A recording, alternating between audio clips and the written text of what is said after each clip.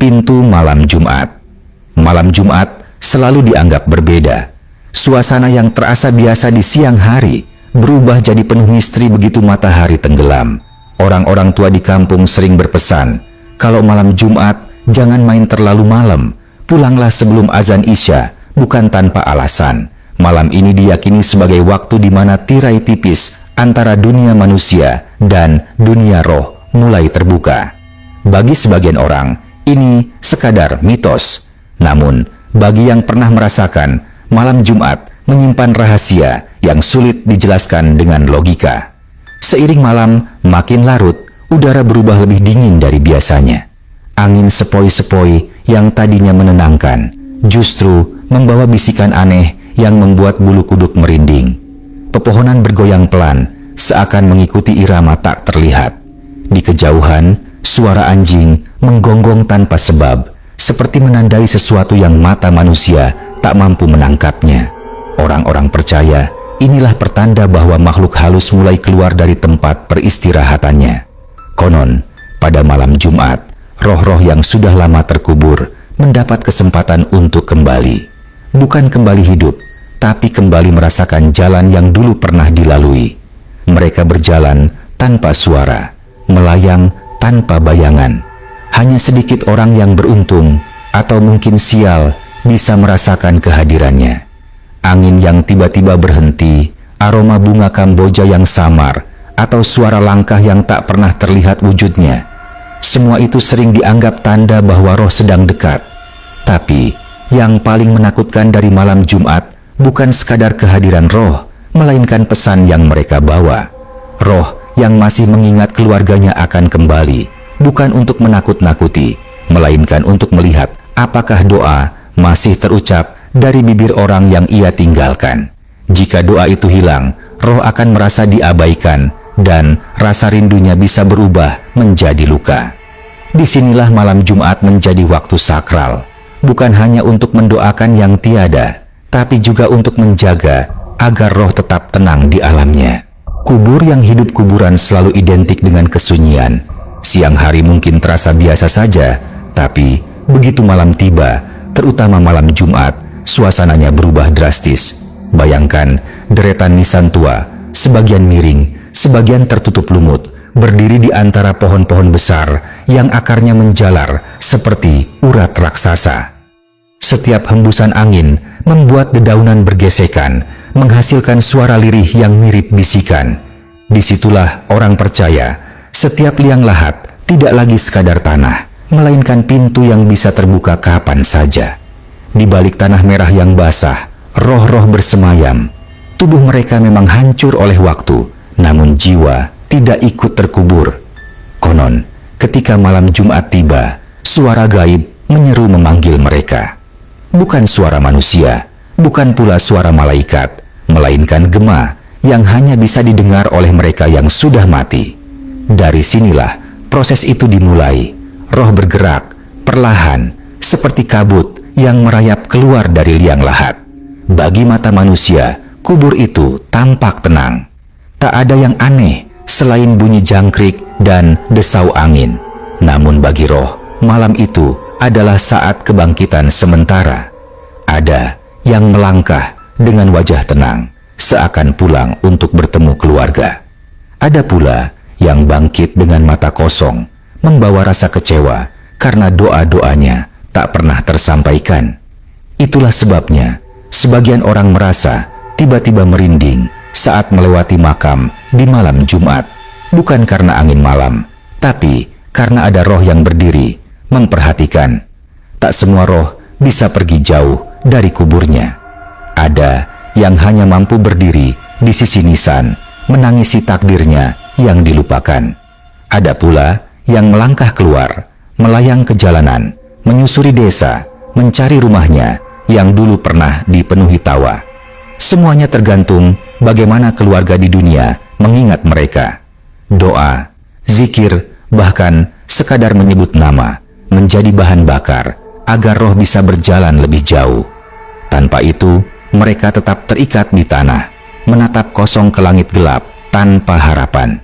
Maka dari itu, orang tua zaman dulu selalu mengingatkan, Jangan pernah lupakan makam keluarga. Bersihkan, taburkan bunga, dan kirimkan doa. Karena setiap doa bukan hanya pahala, tapi juga kunci pembebas. Malam Jumat bukan sekadar legenda, melainkan waktu ketika kuburan benar-benar hidup. Hidup oleh doa, atau justru hidup oleh rintihan roh yang kecewa. Perjalanan roh. Begitu keluar dari kubur, roh tak langsung hilang ditelan malam. Mereka bergerak perlahan, seakan mengingat kembali jalan yang dulu pernah dilalui. Setiap langkah bukan dengan kaki, melainkan melayang seperti kabut yang terseret angin. Suara jangkrik berhenti, seakan alam pun memberi jalan bagi mereka. Jalan setapak menuju desa mendadak terasa lebih panjang, lebih gelap, seolah waktu berjalan berbeda bagi roh yang sedang pulang. Roh mengenali setiap pohon, setiap tikungan, bahkan aroma tanah basah yang dulu begitu akrab. Namun, semua itu kini berbeda, sunyi, dingin, dan asing. Rumah-rumah yang pernah riuh dengan suara manusia kini tampak redup. Sebagian pintunya terkunci rapat, sebagian lainnya diterangi lampu minyak yang hampir padam. Konon, roh selalu mencari cahaya, bukan karena takut gelap, melainkan karena cahaya itulah yang mengingatkannya pada kehidupan. Bagi sebagian roh, perjalanan ini penuh harap. Ia ingin melihat keluarganya, meski hanya sebentar. Kadang, ia berhenti di pinggir jalan, menatap jendela rumah yang dulu ia tinggali. Dari balik kaca, ia melihat bayangan anaknya yang kini tumbuh besar, atau istrinya yang masih setia menunggu. Namun pandangan itu hanya sepintas, seperti mimpi yang sulit digapai.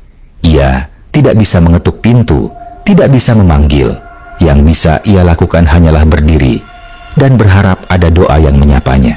Tapi tidak semua roh beruntung. Ada pula yang pulang hanya untuk menemukan rumahnya sudah hancur, atau keluarganya pindah tanpa pernah kembali menziarahi makamnya. Roh bingung harus kemana. Inilah yang sering membuat sebagian tempat terasa angker. Ada roh yang kehilangan arah, gentayangan tanpa tujuan, menunggu doa yang tak pernah datang. Perjalanan roh bukan sekadar kisah mistis, melainkan cermin bagi yang masih hidup. Jalan yang mereka lalui seakan mengingatkan kita bahwa suatu saat nanti kita pun akan menempuh perjalanan yang sama, dari kubur menuju rumah, mencari doa dari mereka yang kita tinggalkan. Dan pada malam Jumat, perjalanan itu bukan sekadar legenda, melainkan sebuah kepastian yang terus berulang, minggu demi minggu. Rindu yang tertahan roh, yang berhasil pulang ke rumahnya, tak selalu menemukan apa yang ia rindukan. Ada roh yang berdiri di depan pintu, menatap rumahnya dengan tatapan hampa. Ia ingin masuk, ingin merasakan kembali hangatnya keluarga. Namun, yang ia dapatkan hanyalah pintu yang terkunci rapat, seolah tak lagi mengizinkannya pulang. Rindu yang dibawa dari kubur itu akhirnya terhenti di ambang pintu, tertahan oleh dunia yang sudah tak lagi sama. Di balik jendela, ia melihat keluarganya masih terjaga. Ada yang tertawa kecil sambil menatap layar ponsel, ada yang sibuk dengan pekerjaannya. Tak seorang pun menoleh ke arah pintu, seakan lupa bahwa ada roh yang tengah menunggu doa di luar sana. Hati roh itu bergetar, bukan karena marah, melainkan karena rindu yang tak pernah tersampaikan. Ia hanya ingin didoakan, hanya ingin diingat. Namun, keheningan itu lebih menusuk daripada ribuan kata. Tak semua roh mampu menahan rasa itu. Ada yang hanya berdiri diam hingga fajar tiba, lalu kembali ke kuburnya dengan kecewa. Ada pula yang rindu berubah jadi ratapan. Tangisan lirih kadang terdengar di tengah malam, membuat penghuni rumah terbangun tanpa tahu dari mana suara itu berasal. Tangisan yang dingin, samar, dan penuh kerinduan, sebuah panggilan agar mereka kembali mengingat. Ada juga roh yang nekat masuk meski tak diundang. Ia melangkah ke dalam rumah, mengikuti aroma dapur yang dulu akrab, menyentuh benda-benda yang pernah ia gunakan. Namun semua itu hanya bayangan, tak ada lagi wujud yang bisa ia genggam. Cangkir kopi yang dulu selalu disiapkan kini hanya diam di lemari. Foto-foto lama pun berdebu tanpa pernah disentuh. Roh itu menatapnya lama, seakan berusaha mengulang masa lalu yang tak akan pernah kembali. Malam Jumat, bagi roh yang rindu, bukanlah kebebasan. Itu adalah ujian. Ujian untuk menerima bahwa dunia yang ditinggalkan telah berubah. Bahwa rumah yang dulu hangat bisa jadi sudah dingin tanpa doa. Bahwa nama mereka perlahan terkubur bukan hanya di tanah, tapi juga di ingatan. Dan itulah yang membuat rindu mereka tertahan, mengendap menjadi bayangan yang gentayangan, menunggu hingga ada seseorang yang kembali mengingat dan mengirimkan doa. Arwah yang tersisih. Tidak semua arwah beruntung menemukan rumahnya masih sama. Ada yang pulang hanya untuk menyadari bahwa segalanya telah berubah. Rumah yang dulu ramai kini sepi, kosong, bahkan roboh dimakan waktu. Roh itu berdiri di antara puing, menatap bangunan yang dulu penuh canda tawa. Kini hanya debu, ilalang, dan kesunyian yang menjawab rindu. Seolah-olah dunia telah menghapus jejak keberadaannya, meninggalkannya sendirian dalam kegelapan abadi. Ada juga arwah yang pulang, tetapi keluarganya telah pindah. Rumah barunya tak lagi mengenalinya, dan doa yang dulu mengalir kini terputus. Ia berdiri lama di depan rumah orang asing, berharap sekilas keakraban. Namun, yang didapat hanya tatapan kosong dari penghuni baru, yang kadang merasa merinding tanpa tahu sebabnya. Inilah yang membuat roh terasa tersisih, bukan karena ia tak ingin pulang, tapi karena tak ada lagi tempat yang bisa ia sebut rumah. Ketika doa terputus, roh kehilangan jalannya. Ia mulai gentayangan, bukan karena jahat, melainkan karena tersesat. Tak ada cahaya yang menuntunnya, tak ada nama yang dipanjatkan untuknya. Dari sinilah lahir kisah-kisah tentang gangguan gaib, suara langkah di lorong, pintu yang terbuka sendiri, atau bayangan samar di sudut mata. Bukan karena roh itu ingin menakut-nakuti, melainkan karena ia ingin diperhatikan kembali. Namun, ada juga roh yang tak mampu lagi menahan kecewanya. Rindu berubah menjadi amarah. Ia bukan hanya berdiri, tapi mulai menampakkan diri dengan wajah pucat, mata kosong, dan suara serak penuh dendam. Bagi mereka yang melihat, pengalaman ini begitu menakutkan. Tapi, bagi roh itu sendiri, ini hanyalah jeritan terakhir, sebuah cara agar ia tak benar-benar dilupakan. Arwah yang tersisih bukanlah hantu asing, melainkan seseorang yang pernah kita kenal. Bisa jadi kakek, nenek, atau orang tua yang tak lagi mendapat doa. Mereka bukan ingin menakutkan, mereka hanya ingin diingat. Namun, ketika lupa menjadi kebiasaan, roh itu tersisih, kehilangan tempat, dan akhirnya menjadi bayangan yang menghantui. Pesan dari alam kubur malam Jumat bukan hanya tentang kehadiran roh, tetapi juga tentang pesan yang mereka bawa. Banyak orang percaya setiap arwah yang pulang ingin menyampaikan sesuatu, doa yang terputus, janji yang tak ditepati, atau sekadar kerinduan yang tak pernah terbalas. Mereka tidak selalu datang dengan wujud menyeramkan.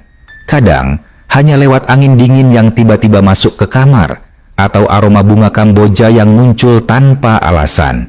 Itu semua adalah tanda, sebuah bisikan lembut dari alam kubur. Bagi yang peka, pesan ini terasa nyata. Ada yang bermimpi bertemu keluarganya yang sudah tiada, seolah roh itu datang hanya untuk mengingatkan agar jangan berhenti berdoa. Ada juga yang melihat bayangan samar berdiri di pojok rumah, lalu lenyap ketika disapa. Itu bukan sekadar mimpi buruk atau ilusi, melainkan cara roh menyampaikan rasa rindunya. Doa adalah jembatan yang mereka harapkan, karena tanpa doa, perjalanan mereka menjadi gelap. Namun, ketika pesan itu diabaikan, roh bisa berubah. Mereka bukan lagi sekadar bayangan lembut, tetapi hadir dengan lebih kuat. Suara langkah di atap, pintu yang berderit tanpa sebab, atau bisikan nama di telinga saat semua orang tidur. Itu semua adalah panggilan terakhir. jeritan sunyi dari roh yang menuntut diingat. Bukan karena mereka ingin menakutkan, melainkan karena mereka merasa ditinggalkan. Orang tua zaman dulu selalu berpesan, jangan pernah putuskan doa untuk orang yang telah pergi. Doa adalah cahaya yang menuntun roh kembali ke kuburnya dengan tenang. Tanpa doa, roh bisa tersesat, berkeliaran di dunia manusia dengan hati yang gundah. Dan semakin lama ia diabaikan, semakin kuat pula kehadirannya terasa, hingga akhirnya menimbulkan ketakutan. Maka dari itu, malam Jumat bukan sekadar mitos. Ia adalah pengingat bagi yang hidup, bahwa kematian bukan akhir dari segalanya. Roh masih bisa merasakan rindu, kecewa, dan bahkan kesepian. Mereka hanya ingin satu hal, jangan dilupakan. Sebuah doa sederhana bisa menjadi pelukan yang menenangkan mereka di alam kubur. Karena jika doa itu hilang, jangan heran bila rumah kita terasa dihantui, bukan oleh makhluk asing, tapi oleh mereka yang pernah kita cintai. Malam Jumat bukan sekadar mitos, bukan sekadar cerita yang diwariskan orang tua. Bagi sebagian, ini adalah kenyataan saat roh keluarga pulang mencari doa yang mungkin sudah lama hilang. Jadi, jangan pernah lupakan mereka. Kirimkan doa, sebut namanya, dan biarkan arwah kembali ke kuburnya dengan tenang. Terima kasih sudah mendengarkan kisah ini sampai akhir. Jangan lupa tinggalkan like, subscribe, dan bagikan video ini agar lebih banyak orang yang teringat untuk mendoakan keluarganya yang telah tiada. Sampai jumpa di kisah horor berikutnya. Wassalamualaikum warahmatullahi wabarakatuh.